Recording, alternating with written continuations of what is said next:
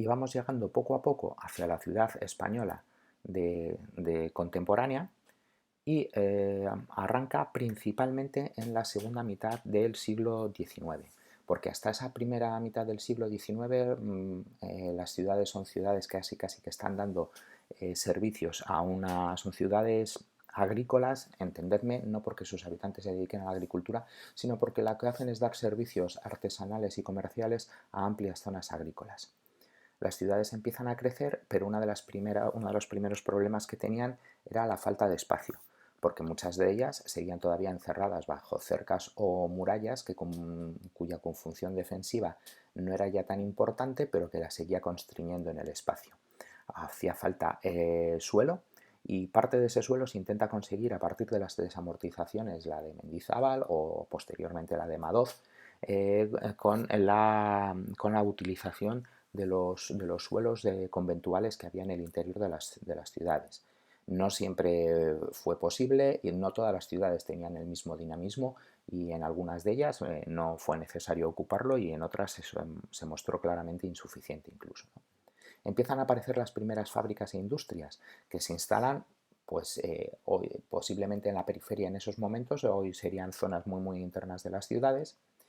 pero esto también trae un hacinamiento de la población y hay una necesidad de mejorar las condiciones de aquellos que vivían en esa zona. Y entonces, por ejemplo, es necesario el empezar a manejar ciertos planos, ciertos modos constructivos, muchas veces se acaban saltando, pero que faciliten ese nuevo crecimiento, y determinadas instalaciones como los cementerios, está claro ya que tienen que sacarse. Hasta ese momento ya sabéis que en España tradicionalmente se había enterrado dentro de las iglesias, después fuera, pero en la zona inmediata a las iglesias, y hoy en día evidentemente esto hace que empiece a ser muy difícil y están las primeras ordenanzas, con bastante contestación popular en ocasiones, de sacar los cementerios fuera de las ciudades. Las murallas ya había dicho que molestaban y se derriban directamente. Se convierten a veces hasta en cantera de nuevas edificaciones. ¿Qué ocurre? No había evidentemente una idea patrimonial de que eso debería ser mantenido. Y además tenemos por otra parte que llegan nuevas infraestructuras como el ferrocarril, y esto va a hacer que determinadas ciudades, en vez de estar eh, vinculadas como había sido en el pasado, el centro de la ciudad era la plaza de la catedral, la plaza en la que estaba eh, el palacio Pues en estas ocasiones de repente las ciudades empiezan a pivotar, y como es en el caso de Santander, que ocupando una antigua zona casi de marisma, la ciudad empieza a crecer también hacia esa zona del ferrocarril porque le da servicio posteriormente por otras zonas. Y con eso llegaríamos a la última parte del siglo XIX. Las ciudades son incapaces de acoger tanta población como la que llegaba, y además buena parte de esos cascos históricos con esas edificaciones antiguas, sí, algunas monumentales, pero en muchos casos casas viejas, con falta de servicios, con dificultades para vivir, empiezan a ser vistos como zonas de difícil habitabilidad. Y entonces, en estos momentos, en muchas ocasiones, lo que se hace es, pues como pasó en París, derribar buena parte del caserío para construir otro, y eso además con esa idea de las grandes vías, ¿no? Las de Haussmann, ¿no? El arquitecto de hierro, y en otras ocasiones con nuevos crecimientos fuera de lo que había sido ese caserío tradicional, y con la llegada de los ensanches urbanos, primeramente de los ensanches burgueses, con una serie de modelos de crecimiento en el que está clarísimamente segregada la población. Por una parte, ensanches burgueses, donde se acumula población de una determinada potencialidad económica, es lo que se conocen como procesos de elitización o gentrificación, viene del inglés, de los gentlemen, mientras crecen otros barrios obreros con otros modelos constructivos muy distintos, planificados hoy en día sí, pero con otros modelos constructivos muy distintos. Todos estos barrios planificados crecen alrededor del centro y van a conformar una nueva ciudad. Por una parte, los ensanches burgueses, un nuevo modelo de ciudad burguesa, de formas mucho más planificadas, geométricas, planos en cuadrícula, con infraestructuras que se proyectan, con mercados, con bibliotecas, con usos públicos,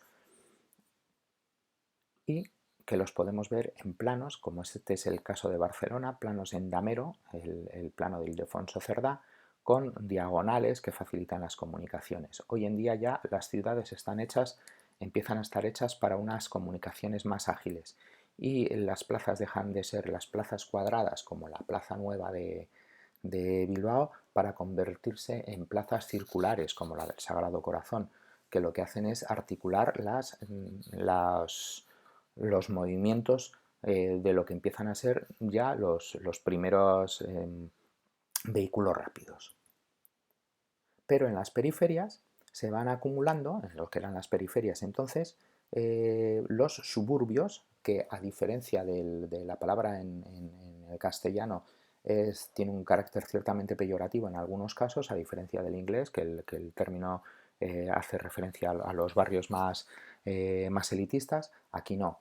Entonces, ante la incapacidad de acoger el centro a tanta población que llega, y además porque en muchas ocasiones esos centros están claramente degradados, pues las ciudades crecen hacia el exterior. En ocasiones de forma planificada, con casas que construyen a veces incluso las propias industrias, pero en otras ocasiones de forma completamente espontánea. Eso va a dar lugar a que haya una serie de crecimientos de viviendas marginales o infraviviendas, aquellos que llegando y no pudiendo hacen auténticas chabolas en la época. La industria se desplaza hacia la periferia. Ya os he dicho que en algunas ocasiones son las propias industrias las que construyen las casas de sus obreros, ¿no? Y es el modelo de casa cuartel. No tiene que estar identificada a un uso militar o un uso de tal, sino el término de casa cuartel, pues la industria azucarera construía casas para los obreros que vivían en la zona. Son las casas que se necesitaban para la época. Es cierto que en estos momentos también tenemos a algunos agentes urbanistas que se empiezan a preocupar por ese crecimiento desordenado y tratan de ordenarlo, y crecen distintos proyectos para estos barrios, y en ocasiones pues aparecen las ciudades jardín, en las cuales no tanto por darle un desahogo, que también a los habitantes que había en la zona, se construyen casas de plantas bajas o de casas de 2 plantas con un pequeño huerto que además complementaba las economías familiares.